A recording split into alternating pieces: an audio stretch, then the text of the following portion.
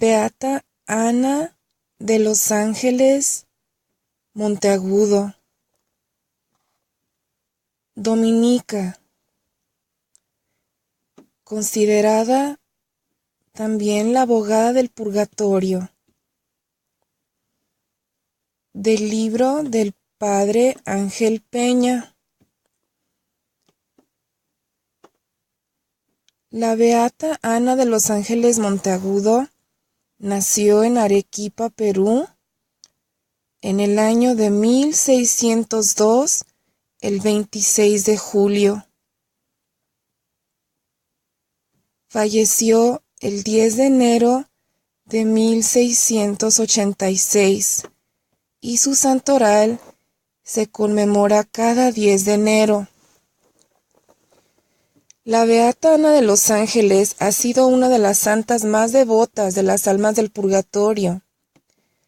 Desde muy joven conoció la vida de San Nicolás de Tolentino, considerado el patrono de las almas del purgatorio, y quiso imitarlo en su vida y concretamente en su amor por las almas benditas.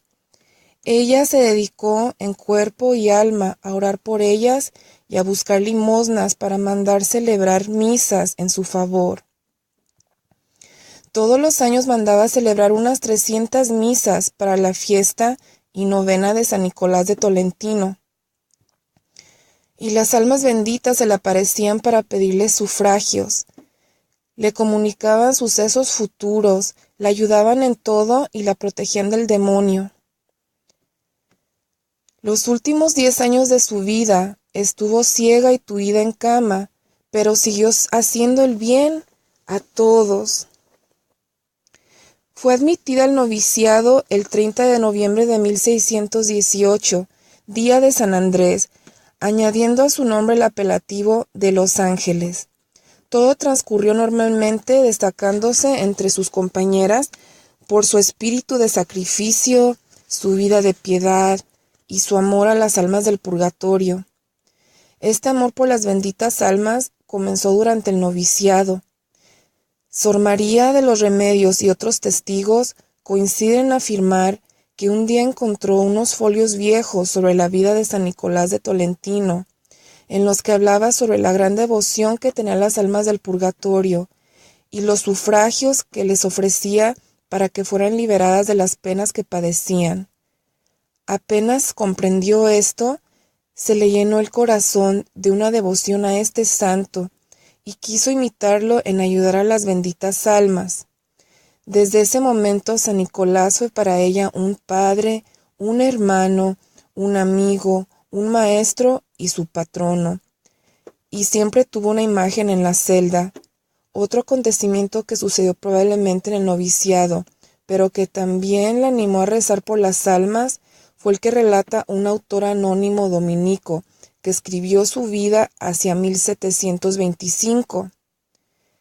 Relata que siendo una jovencita, se hicieron unos funerales solemnes por los indios de la parroquia de Santa Marta. Con este motivo, llevaron al monasterio huesos y cráneos que habían sacado de unas excavaciones. El sacristán de entonces le pidió que fueran a llamar a la hermana sacristana, prometiéndole que después le regalaría un melón. Fue rápida, y al regresar el sacristán le entregó un envoltorio diciéndole: «Aquí está el melón». Al destaparlo vio con tristeza que era una calavera. Creyó que había ofendido al Señor por haberla recibido con tanta alegría, y oró pidiéndole perdón. El Señor no tardó en hacerle comprender que no había sido un melón convertido en calavera lo que le regalaron, sino una verdadera calavera. Entonces ella dijo: «Así son los regalos del mundo». Pero deseando saber si era de hombre o de mujer, se lo preguntó, y respondió: «Soy Juana, y espero tus sufragios para ser aliviada en mis penas». Dice el autor: parece que fue la providencia divina quien le vio esta alma para que fuese su fiel compañera, ya que desde entonces la tuvo siempre consigo hasta que se incendió su celda.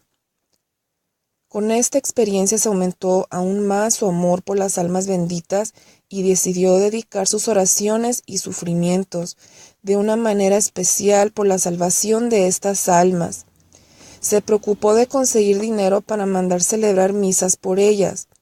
Para ello, procuraba trabajar con diligencia en algunos trabajos remunerativos, permitidos por su estado, para ganar así algo para ayudar a las almas. Estando en el noviciado, mandó celebrar la primera misa en favor de las almas, y como no tenía dinero, vendió sus sandalias para obtener así un patacón de monedas, para poder mandar celebrar una misa en honor de San Nicolás y en favor de las benditas almas. Profesó en diciembre de 1619 a los 17 años. Tuvo experiencias con el demonio. El diablo estaba furioso porque tenía que hacer tanto bien y lo hacía con mucho amor y liberaba a tantas almas del purgatorio. De vez en cuando la ponía en aprietos con sus ataques y tentaciones. El padre Marcos asegura que en muchas ocasiones vio al demonio bajo diversas y horribles figuras. También en su última enfermedad, cuando los demonios le quitaban el rosario, ella les gritaba a las almas para que se le devolvieran y ellas se lo ponían en sus manos. Cuando le preguntaban por qué daba tanto crédito a lo que le decían las almas, ya que podía ser engañada, respondía que cuando algunas veces el demonio había tratado de engañarla, las almas venían a decirle que era mentira o invención del enemigo. Con esto y otras señales, Dios le manifestaba si lo que sentía era del demonio o no. Además, había obtenido de Dios, por intercesión de San Nicolás, que no se le apareciese ningún alma condenada, por lo cual, cuando se le presentaba un alma, sabía con seguridad que estaba en el purgatorio. La beata Ana fue dotada con muchos dones preciosos y fuertes de sobrellevar. Uno de ellos es el don de profecía. Monseñor Gaspar de Villarroel, que fue obispo de Arequipa, supo que la sierva de Dios había dicho que iba a ser promovido a la sede de Cusco, pero cuando llegó la noticia había nombrado a don Bernardo de Izagunto, obispo de Panamá. Por ello, Monseñor Gaspar se acercó al monasterio para hablar con la sierva de Dios, y ella le dijo con seguridad: cuando las almas del purgatorio me lo dieron a entender, me mostraron un folio con una cruz. El obispo entendió que lo que le mostraron en el folio se refería al palio y era señal de arzobispo o arzobispado. A los 2 meses llegó la noticia de que le habían nombrado arzobispo de Chuquisaca, donde murió. Dotada con el discernimiento de espíritus, en casa del obispo Gaspar Villarroel vivía el padre Luis de Lagos, religioso agustino. Un día murió de repente. El obispo mandó celebrar varias misas por él, pero le consultó a Gonzalo Báez, un religioso jesuita con fama de santo, y le respondió que no mandara celebrar más misas, pues creía que estaba condenada. El obispo, por medio de don Diego de Vargas, mandó un mensaje a la madre Monteagudo para hablarle del caso. Ella respondió que el padre Luis estaba con muchas penas en el purgatorio, pero que estaba en camino de salvación. Entonces el obispo quiso confrontar a ambos siervos de Dios.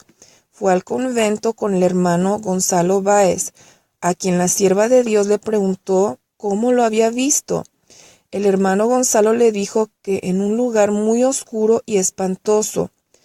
La sierva de Dios le preguntó: ¿ha oído blasfemar y maldecir en ese lugar? El hermano respondió que no. Entonces dijo la madre: estoy cierta de que si no hay desesperación, no hay condenación. y así ambos estuvieron de acuerdo en que estaba en el purgatorio, quedando muy consolado el obispo. Al tercer día, el obispo celebró una misa pontificial por su alma, y la madre le envió un mensaje en el que le decía: «Dé muchas gracias a Dios, porque el alma de Fray Luis de los Lagos ha ido al cielo por la misa que usted acaba de celebrar». Y el obispo se quedó admirado, porque solo Dios y él sabían que había aplicado la misa por el alma del padre Luis. El don maravilloso de curación también se manifestó muchas veces. Otro caso lo cuenta el médico don José de Corral. Vivía en la ciudad de Potosí y tuvo un hijo, a quien puso por nombre Miguel. A los 20 días le vino una fiebre alta, hasta el punto que se creía que iba a morir, porque era muy tierno y estaba tan agotado que apenas podía respirar. Y estando afligido por ser su único hijo, la señora Jacinta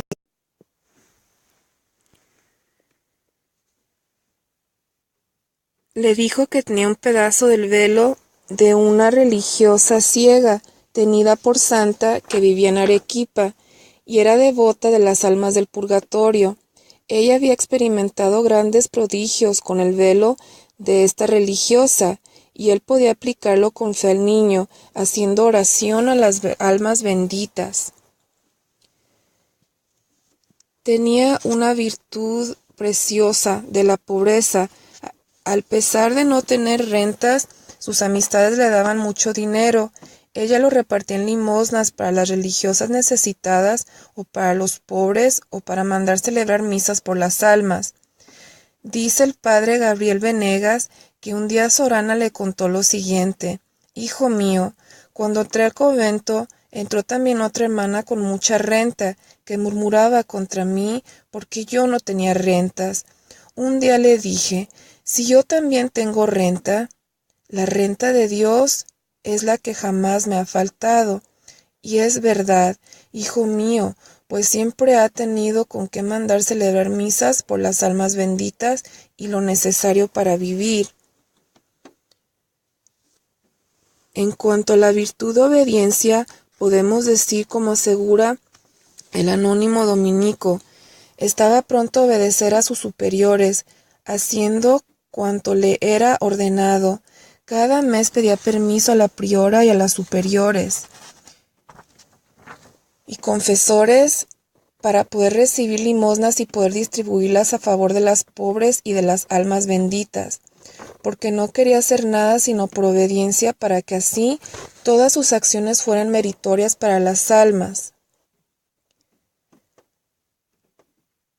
Sobre la virtud de la caridad, ya hemos hablado al tratar de cómo se preocupaba de las religiosas necesitadas, tanto en cuanto a alimentos como a su salud o vida espiritual. También separaba dinero para los pobres y para misas en favor de las almas. Con frecuencia daba de lo que ella misma necesitaba. Para ella lo importante era amar, ayudar y servir a los demás. Ahora bien, el amor más grande se manifiesta cuando se da la vida por otros. Precisamente en los últimos años de su vida le dieron la noticia de que el padre Marcos de Molina, a quien amaba como a un hijo, estaba muy grave, a punto de morir. Ella se postró en el suelo y pidió a Dios con muchas lágrimas y oraciones que cambiara la sentencia de muerte del capellán hacia ella. Ofreció su vida por él.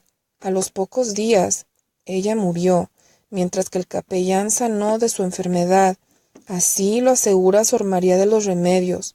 Su caridad con todos era extraordinaria, pero de un modo especial la manifestó con las almas del purgatorio, como veremos. Uno de los puntos en que más sobresale su virtud es en la capacidad del perdón. Como hemos observado anteriormente, cuando era priora, había algunas religiosas que no querían aceptarla, mas ella por amor aceptaba todo. Por eso, al padre Marcos de Molina, en una ocasión, también a él le insistió para que fuera a visitar a una persona que estaba enferma de muerte y que quería hacerle daño a él. La madre le dijo que tenía obligación de ir a visitarlo a ver si se arrepentía antes de morir, y si no, que estaba libre de su obligación. El padre Marcos fue a su casa y lo recibieron con tanto desprecio que se convenció de que no estaba preparado para morir como cristiano. Así lo refirió a la madre al día siguiente. Ella le pidió que lo encomendase en sus oraciones, pues esperaba que se arrepintiera antes de morir, y después de algunos días de haber muerto, aseguró que lo había visto entre las almas del purgatorio. Sorana amaba intensamente a Jesús presente en la Eucaristía. El anónimo dominico escribe que tenía una grandísima devoción a la Santa Misa, escuchándola con toda la atención posible, contemplando en las ceremonias los altísimos misterios de nuestra redención. Escuchaba todas las misas que se celebraban en la iglesia, a no ser que estuviera impedida por alguna enfermedad u obligación ineludible, y lloraba al ver que los cristianos asisten a este santo sacrificio sin respeto y sin temor al Señor, ante quien tiemblan los ángeles, y se lamentaba de cuántas oraciones se privaban las almas del purgatorio por la pereza de muchos por no asistir a la Santa Misa. El día en que se veía privada de la misa y de la comunión era para ella el día de mayor sufrimiento. El padre Luis Sánchez afirma que era tanto su devoción a Jesús sacramentado y a la Virgen María que cuando no podía estar presente en sus fiestas por estar enferma, la celebraba en su celda en compañía de las almas benditas. Jesús de Eucaristía era el centro y el amor de su vida, y por eso cuando en sus últimos años, estando ciega y tuida, no podía salir de su celda, hacía continuas visitas espirituales al sagrario, y había pedido que le cambiaran la obligación de rezar el oficio divino por el de hacer visitas al Santísimo Sacramento.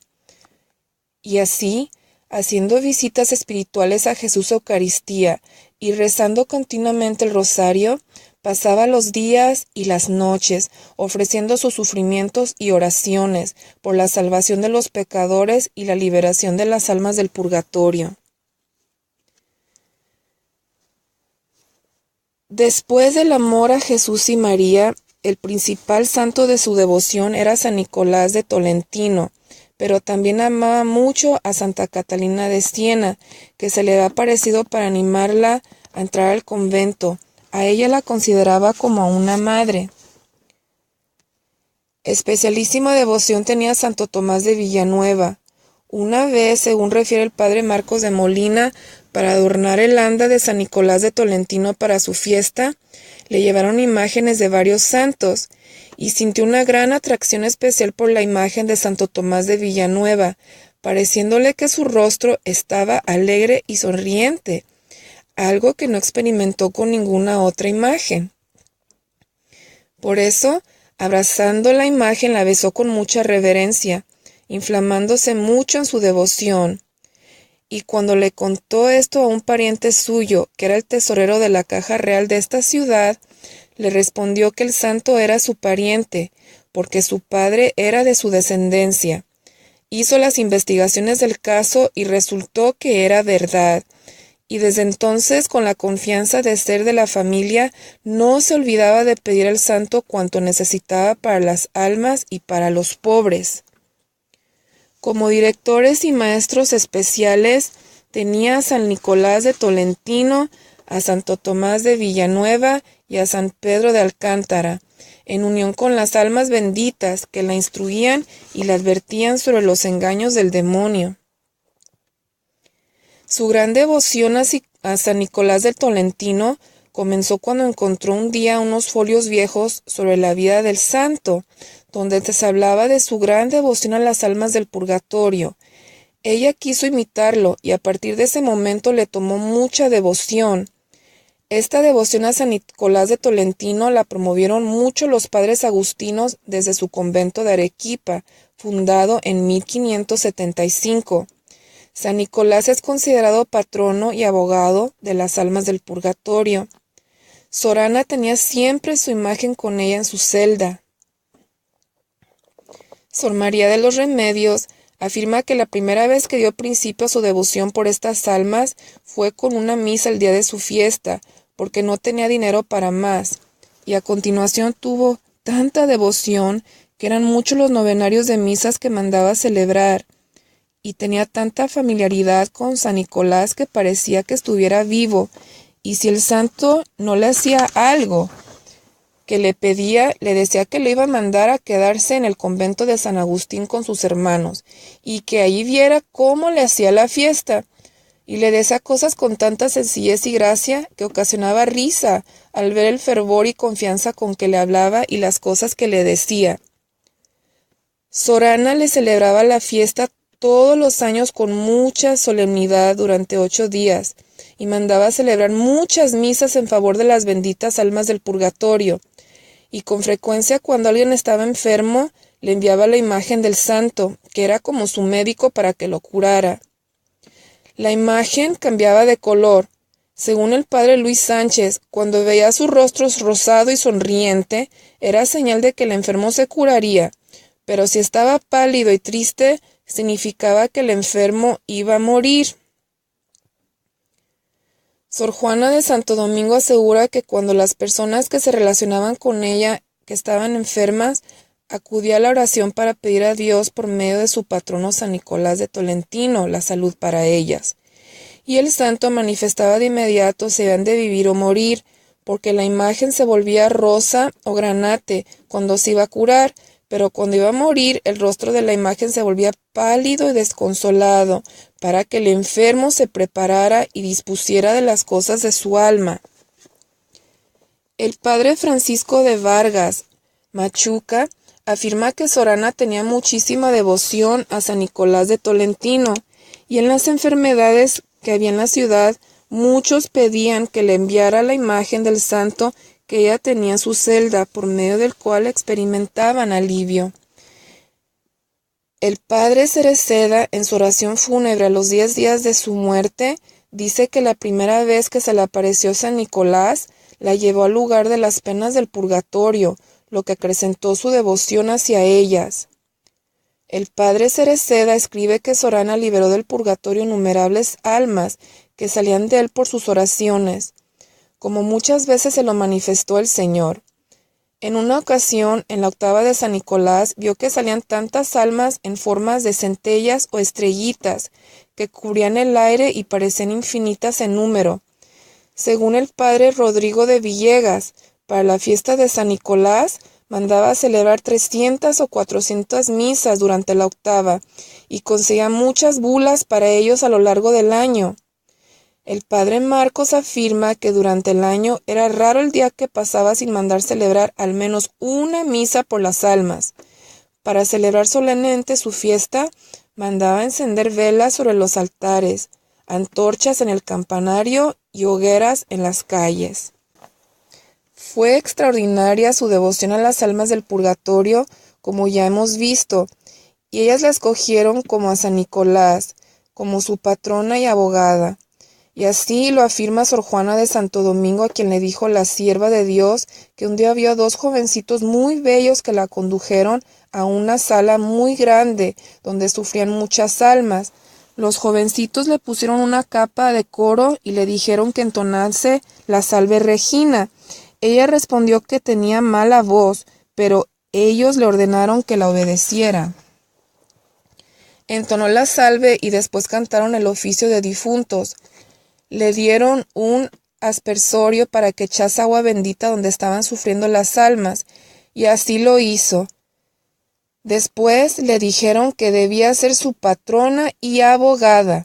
La sierva de Dios se lo prometió, y desde entonces con mucha diligencia aplicaba todas sus obras y oraciones por las almas del purgatorio, haciendo por ellas muchos sufragios. Y muchas veces se le aparecieron las almas para pedir ayuda, y San Nicolás de Tolentino se ofreció a ser su patrono para ayudarla y socorrerla en lo que necesitase. Doña María de Garmendia certifica haberle oído a la sierva de Dios que muchas veces la llevaba a San Nicolás de Tolentino al purgatorio, especialmente el día de su fiesta y de su octava, y veía salir las almas benditas como estrellas resplandecientes que subían al cielo. Algunas veces eran tantas que llenaban el aire. Una vez estando en el coro haciendo oración, vio que San Nicolás bajó a la iglesia y un alma sacó las manos de su sepultura y se aferró al vestido del santo, y el santo sacando el alma la llevó al cielo, estando más resplandeciente que el sol. En otra oportunidad estaba enferma, y las almas le dieron una bebida con la que la mejoraron. Decía que en aquella enfermedad el Señor se dignó concederle la comunión por manos del glorioso San Bernardo, de quien era también muy devota. Un día no tenía dinero para los gastos de la próxima fiesta de San Nicolás, y pidió a las almas benditas que movieran el corazón de alguien para que le ayudara. Y al rato vino al convento el obispo don Pedro de Ortega, quien le preguntó en qué estaba ocupada. Ella le respondió que pedía a las almas que movieran a alguien a ayudarle para celebrar la fiesta de San Nicolás. Y el obispo le respondió: ¡Qué grandes ladronas son estas almas!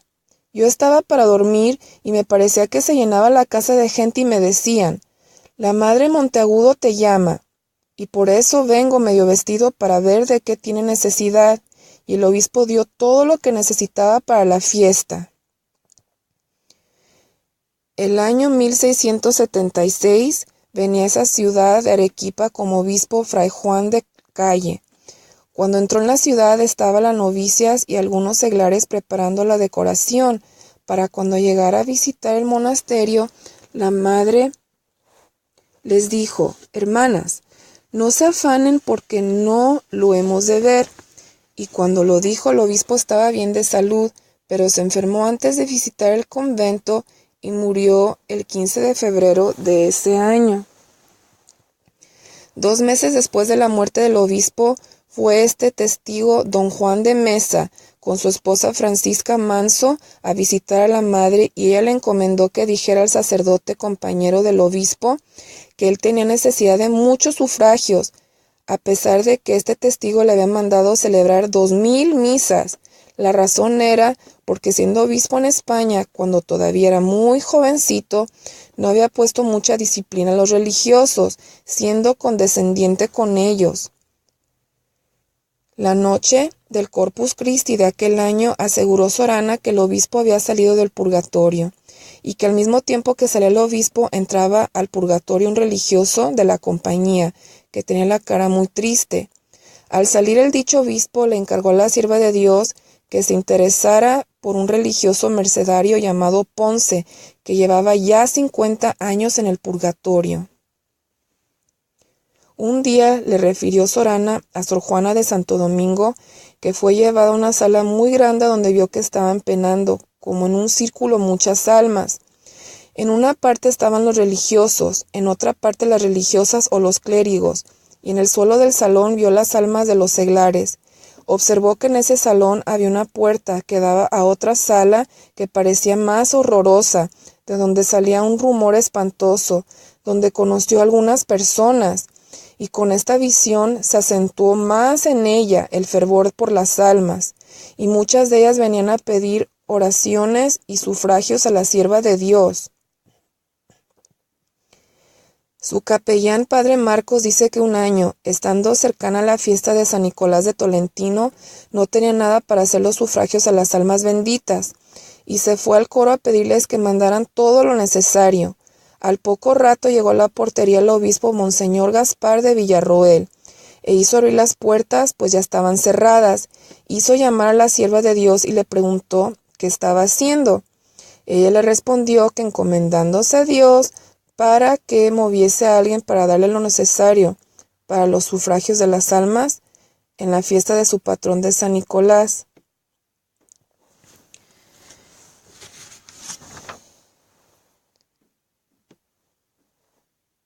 Y así, repitiendo todo esto, se expresa ese amor que tenía y cómo lograba ella obtener las ayudas necesarias para poder corresponder a las limosnas y ofrendas por las benditas almas. La sierva de Dios le dijo que necesitaba 200 escudos y el obispo se lo dio. Así pudo celebrar bien la fiesta, Por ello les pidió a las almas que se le mostraran agradecidas al obispo, aumentándole los bienes materiales y espirituales. Entonces se le hicieron presentes algunas almas con una bandeja en la que había cruces resplandecientes. Ella les dijo que les dieran las cruces para adornar a su patrón, pero le respondieron que eran de Monseñor Villarroel, quien iba a ser nombrado arzobispo de La Plata. Pero después de más de un año se tuvo noticia de que otro había sido nombrado para ese cargo. El obispo Villarroel fue al convento a decirle que por qué le había engañado. La sierva de Dios le respondió que no podía ser, porque sus almas nunca la engañaban. El obispo le hizo jurar que así iba a suceder. Hizo el juramento, y pasados algunos días, Sorana le mandó decir al obispo el día y la hora en que recibiría la noticia de su nombramiento, para que estuviese preparado. Así fue, pues, llegó un soldado a caballo al palacio del obispo con los documentos de su promoción al arzobispado de La Plata, con lo que el obispo quedó maravillado. Una vez vino un alma con una corona a pedirle ayuda. Ella preguntó quién era, y las almas le dijeron que era su rey Felipe IV. Ella le contó el caso a don Antonio de Butrón y al licenciado don Diego de Vargas y a otros clérigos para que se encomendasen al rey, que tenía muchos sufrimientos. Y así lo hicieron. Cuando llegó la noticia de la muerte del rey, se dieron cuenta de que había sido el mismo día, 17 de septiembre de 1665, que ella lo había dicho, y en ese tiempo contó haber visto un alma que llevaba en la cabeza una cosa con 3 coronas, que se parecía a lo que ponen en la cabeza del apóstol San Pedro. Preguntó a don Diego de Vargas qué significaba aquello y le dijo que se refería al sumo pontífice, y así se verificó. Había muerto el Papa al tiempo que el rey Felipe IV. En otra oportunidad le contó a Sor Juana de Santo Domingo que había visto el alma del conde de Lemos y que supo que estuvo en peligro de condenarse por los malos consejeros que tuvo en su gobierno de virrey de estos reinos, pero por su gran devoción a la Inmaculada Concepción de María se encontraba en vía de salvación. Otro día se le presentó el alma de una religiosa de este monasterio. Esta religiosa había llevado una vida mundana, con muchos perfumes y pomadas en el rostro y en las manos, y con hábitos perfumados, perdiendo mucho tiempo en adornos. Después de muerta se le apareció la sierva de Dios. La tenían agarrada 4 personas monstruosas que la atormentaban. Sorana pensaba que estaba condenada y le preguntó por qué estaba con sufrimientos tan terribles. Le respondió que había puesto mucho interés en adornarse y embellecerse, sin haber guardado las normas de su estado, y que estaba en ese lugar especial para que no pudiese disfrutar de los sufragios generales que se hacen en la iglesia por las almas del purgatorio. Pero había tenido permiso de Dios para venir a pedirle ayuda. La sierva de Dios le contó a esta testigo, Sor Juana de Santo Domingo, que esta visión duró 1 hora y que inmediatamente comenzó a ayudarla con sus oraciones y la intercesión de su patrono San Nicolás, y después de muchas oraciones y sufragios, obtuvo de Dios que tuviera misericordia y la sacase de aquellas penas y la llevase al cielo. El padre jesuita Fernando Colmenero declara que Sorana le refirió que una mañana del día de la resurrección del Señor vio salir del purgatorio muchas almas de todos los estados y órdenes que iban al cielo, y habiéndole preguntado si había visto entre ellos algún religioso de la compañía de Jesús, le dijo que sí. Dijo que había visto en el purgatorio a un sacerdote que murió en esta ciudad, llamado Isidoro Flores, a quien este testigo había confesado en su última enfermedad. Por otra parte, el padre Diego de Vargas le contó al padre Colmenero que en una ocasión vio la sierva de Dios un alma del purgatorio que le preguntó si la conocía. La venerable le dijo que no. El alma añadió: ¿no te acuerdas de un herrero que vivía frente a tu casa? Con este detalle recordó haberle conocido en su infancia y echando cuentas de cuando murió, había sufrido por 50 años.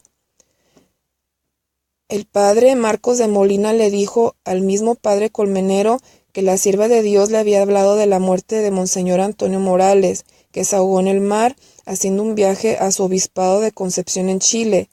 Dijo que se había ahogado y dio como detalle que llevaba un cilicio bajo la ropa. También dijo que el alma del dicho obispo solo estuvo en el purgatorio hasta que el mar le echó a la playa. Muchas veces sucedió que las almas benditas le comunicaban quiénes iban a morir, y ella lo decía, tanto si se refería a religiosas de su convento para que se prepararan a bien morir, como si se trataba de sacerdotes o laicos. En una ocasión vio en el purgatorio a Sor Magdalena de la Cuadra, que había sido priora y estaba sufriendo muchas penas, porque en su gobierno no había dado importancia a las noticias que le daban sobre los defectos de las religiosas. Pocos días después murió una hermana que servía a la Madre Magdalena, y ella también sufría mucho, porque cuando le avisaban que dijera algo a la priora, ella no decía nada para no hacerse odiosa. Y de esto deducía la sierva de Dios lo importante que es no hacer omisiones por el qué dirán cuando se trate del servicio de Dios. Esas dos almas estuvieron en peligro de condenarse por haber faltado a su obligación, pero por la devoción que tuvieron a la Virgen Santísima, obtuvieron la gracia de ir al purgatorio. Otra vez se le apareció una religiosa con la cabeza inclinada sobre una almohada de fuego.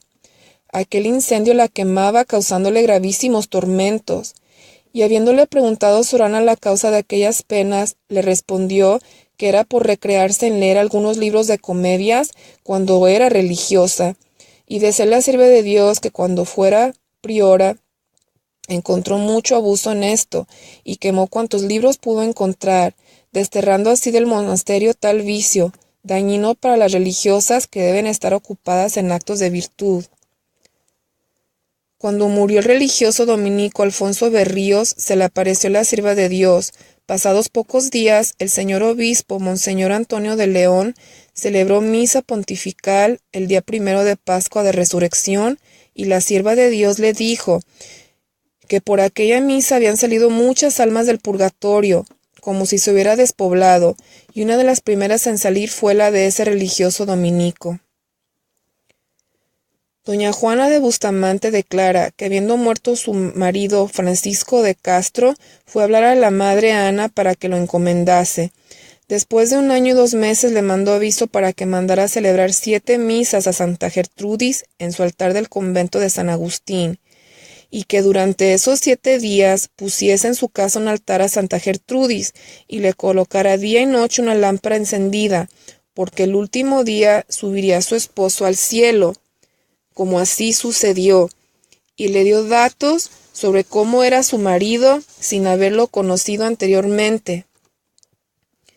En una oportunidad se encontraba la sierva de Dios afligida, y dijo a Sor María de los Remedios y a otras religiosas: «¿Qué haremos, hermanas? No tenemos ni un poco de azúcar». Pero al día siguiente, apenas abierta la puerta del monasterio, le llevaron a la madre una olla de azúcar y un poco de oro en 2 onzas, con lo que remedió la necesidad. Sor Juana de Santo Domingo anota que al poco tiempo de haber profesado estaba triste y desconsolada. La sierva de Dios le preguntó qué le pasaba y si era por no haber comido. Le respondió que así era. Entonces la sierva de Dios le pidió que le trajese el breviario y recitó el oficio de difuntos por las almas benditas para que mandaran de comer. Y antes de haber terminado, avisaron de la portería que querían hablar con la madre Monteagudo, quien le dijo a Sor Juana: «¿No te he dicho que las almas nos mandarían de comer? Vete y recibe lo que te traen». Y continuó rezando el oficio de difuntos. Sor Juana fue a la portería y vio a un joven de bello aspecto que traía 6 u 8 hogazas de pan, quesos envueltos en un paño y un saco de alimentos con un tarro de mantequilla. Al preguntar Sor Juana quién lo enviaba, el joven le respondió: «Ya lo sabe su señoría». Y Sor Juana lo llevó todo a la madre Monteagudo, quien puesta de rodillas le dijo: «Mira, hija, qué buen pan nos han enviado las almas», y lo besó con mucha ternura. El padre Alonso de Cereceda, en su oración fúnebre a los 10 días de su muerte, dijo ante el obispo, las religiosas y el pueblo reunido para las solemnes exequias: «Muchas almas se le aparecieron para pedirle ayuda. Se le apareció el alma del rey e inclinó su cabeza hacia ella como pidiéndole humildemente ayuda. Y Dios le mostró que subía del purgatorio a la gloria por una escalera que iba desde la tierra al cielo, en cuya cima estaba María Santísima que lo esperaba. Subía lleno de luz y de esplendor, significando que había obtenido tanta gloria por la devoción a María, que es la escala que lleva a sus devotos al cielo. También vio salir del purgatorio a Monseñor Juan de Almoguera, arzobispo de Lima.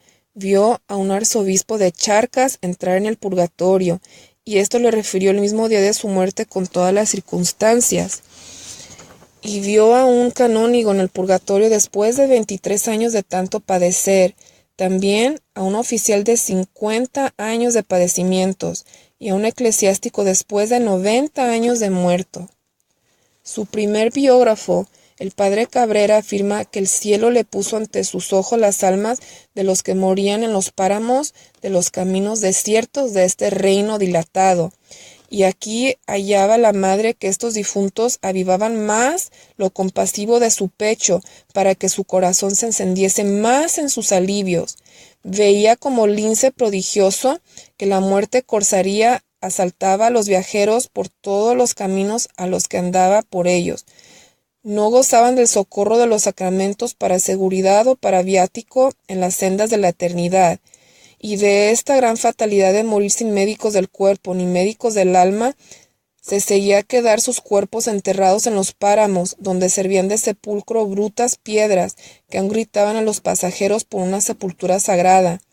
Pero ellos pasaban sordos a tan fuertes ecos, y más duros que las mismas piedras negaban el alivio que pedían a grito las piedras de los túmulos. Por ello, para liberar almas del purgatorio, todo le parecía poco, y hacía grandes penitencias y oraciones. La primera vez que mandó celebrar una misa por las almas vendió un par de sandalias. En otra ocasión, no teniendo otra cosa, vendió un hábito y se quedó solo con lo puesto. El año 1676 Sorana quedó ciega y permaneció tuida en su lecho durante los últimos 10 años de su vida. Sufría mucho y todo lo ofrecía a Dios por la salvación de las almas y la liberación de las que estaban en el purgatorio. Ella vivía tranquila ofreciendo su dolor con amor, nunca se quejaba y sobre todo era muy agradecida. Dice Sor Catalina de Jesús que era tan agradecida a las personas que le ayudaban que les besaba las manos y les decía: ¿cómo se acuerdan de mí, siendo una pobre miserable echada en un lecho, mientras otras están pasando necesidad? Y daba en limosna lo que recibía o mandaba celebrar misas por las almas benditas. En una oportunidad estuvo muy mal con tenesmo, que es sensación de querer evacuar el cuerpo, y las almas la condujeron a un camino brillante de luz y ahí la curaron con una medicina que tenían en un frasco. Otra vez estaba muy grave y las almas rodearon su lecho y le dijeron que venían a sanarla. Sacaron un frasco con una especie de licor y con algodones le ungieron el lado donde tenía el dolor, así la curaron, según lo dijo la misma sierva de Dios en la última enfermedad a Sor Catalina de Jesús. Igualmente, Marta de San Nicolás atestigua que le dijo que en una ocasión vino el alma de una india llamada Isabel y la llevó en visión a un sendero y la curó con una medicina que tenía en un frasco, quedando sana de su malestar. Un día estaba con fuertes dolores y la visitó una novicia en su celda. La novicia le habló de que pensaba que se condenaría en el convento y había decidido volver a su casa. Entonces la madre Ana comprendió que la novicia estaba vencida por el demonio, y como casi no podía hablar por el dolor que sentía, le rogó a San Nicolás su patrono y a las almas benditas que le dieran alivio. Lo que hicieron de inmediato, y así pudo explicarle a la novicia que todo era un engaño del demonio, que quería hacerle perder su vocación. Cuando la novicia se tranquilizó, le volvieron los dolores como antes. Dice el padre Cereceda: 10 años estuvo en cama sin poder moverse y ciega, con grandes dolores, se llenó de llagas, estuvo continuamente mal del hígado. Todos los días sudaba durante 3 horas y después sentía un hielo que le martirizaba los nervios y los huesos hasta el punto que parecía que se moría por tantos dolores, y las almas del purgatorio venían a aliviarla, cubrirla y darle medicinas. Antes de la última enfermedad la curaron de 3 enfermedades diferentes, devolviéndole la salud. De hecho, en estos últimos años todos creían que vivía sobrenaturalmente, porque era imposible vivir con un cuerpo con tantos males juntos, y sin embargo nunca se sintió mal olor. A pesar de tener tantos dolores, pues estaba ciega con dolores de ojos, dolores de hígado, retención de orina, a veces abrasada de calor o temblando de frío, no faltaba sus oraciones por las benditas almas quienes la asistían. Por eso ella las llamaba sus doctores. También tenía una llaga y se la curaba con tierra. Y no obstante tantos males, nunca esta testigo, Sor Petronila de Montserrat, sintió mal olor en su cama o en su celda. Y esto la dejaba maravillada, pues Sor Ana tenía muchos sudores que empapaban las cubiertas. La víspera de su muerte llamó a una religiosa, a quien había formado en un espíritu semejante al suyo, y le rogó que guardara algunas limosnas para las almas, y le dijo: «Hija, mañana moriré, estate atenta y toma tu cuidado celebrar la fiesta de mi santo y los sufragios por las benditas almas». La madre Ana murió el 10 de enero de 1686 a las 7 de la mañana con fama de santa. Cuando murió, su cuerpo quedó en buen estado, flexible, con el rostro sereno y venerable, y después de 34 horas de su muerte, al sepultar su cuerpo con el movimiento, salió sangre fresca y roja, recogida como reliquia. Para amortajarla, según dice Sor Juana de Santo Domingo, fue preciso ponerle un hábito prestado, porque que tenía en su última enfermedad lo había dado de limosna, y a la hora de su sepultura asistió la mayor parte de la ciudad. Su cuerpo fue sepultado sin féretro debajo de la tierra el día 12 sábado.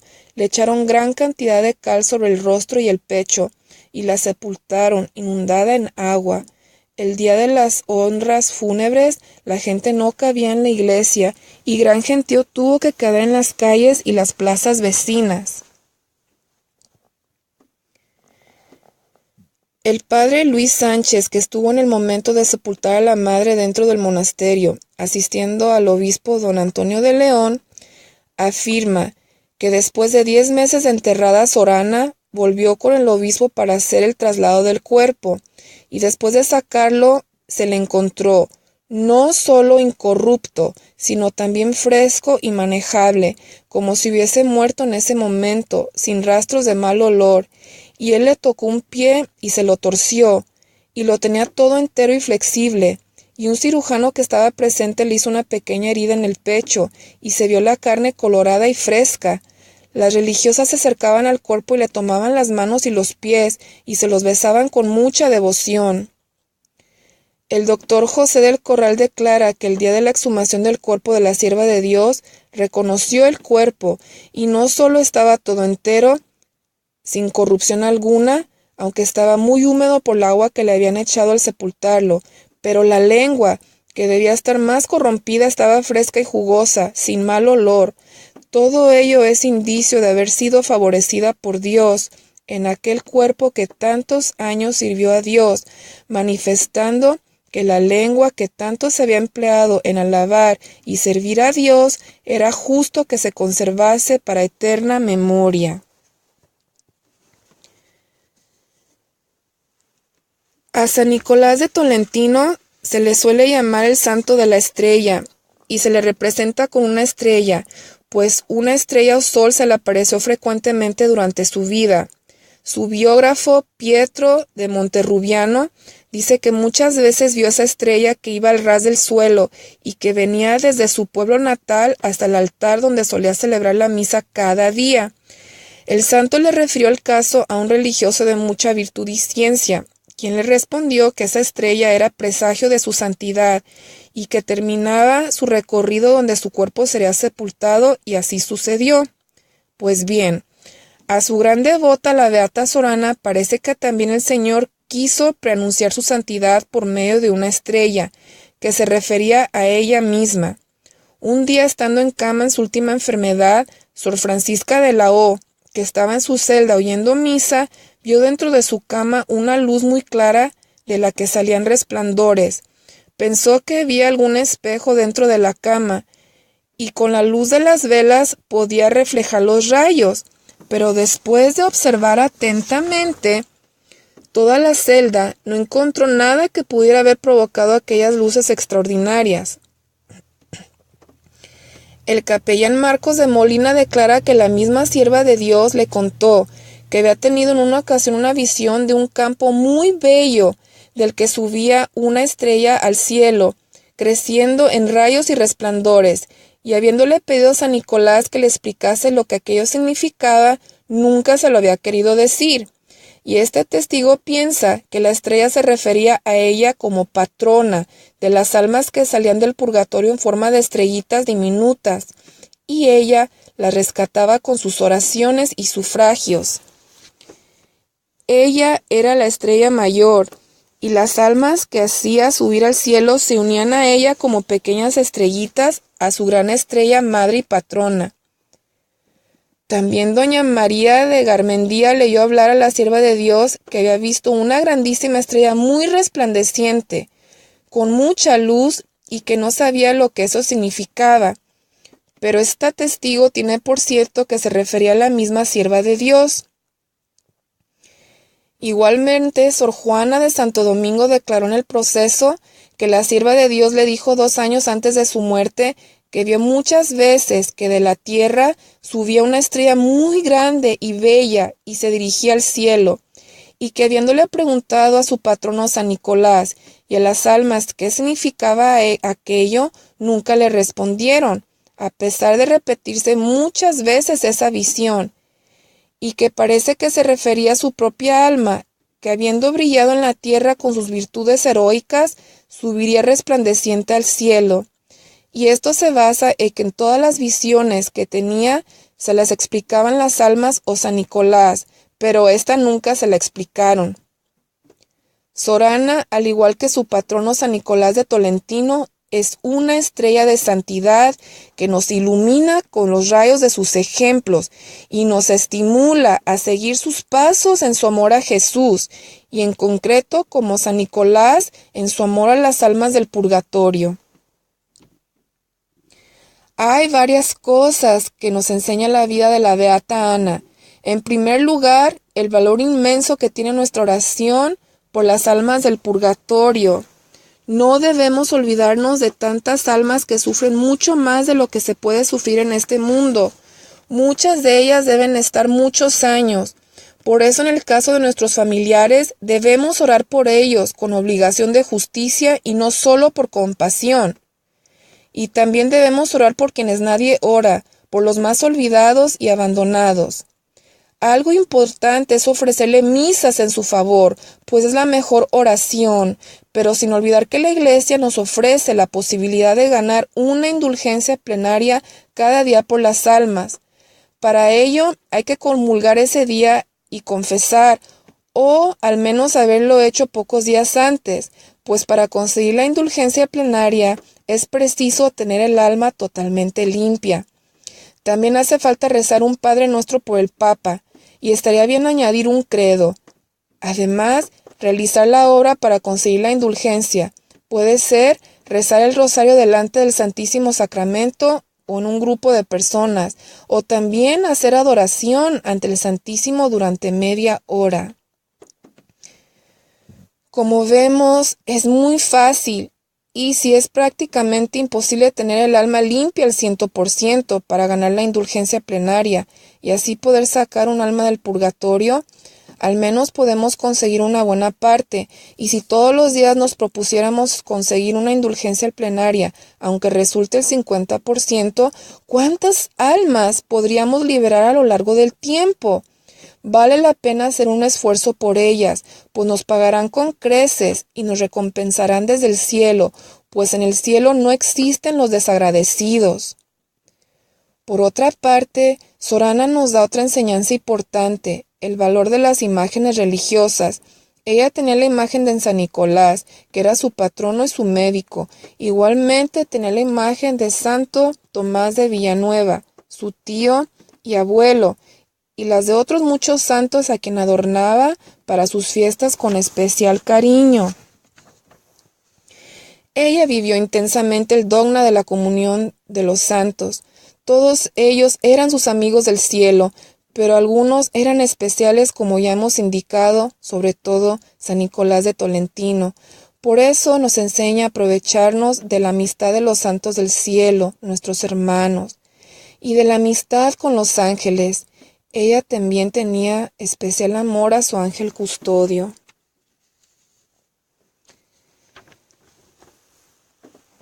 En conclusión, después de haber repasado brevemente la vida de la beata Sorana de los Ángeles Monteagudo, podemos sentirnos orgullosos de su vida y santidad.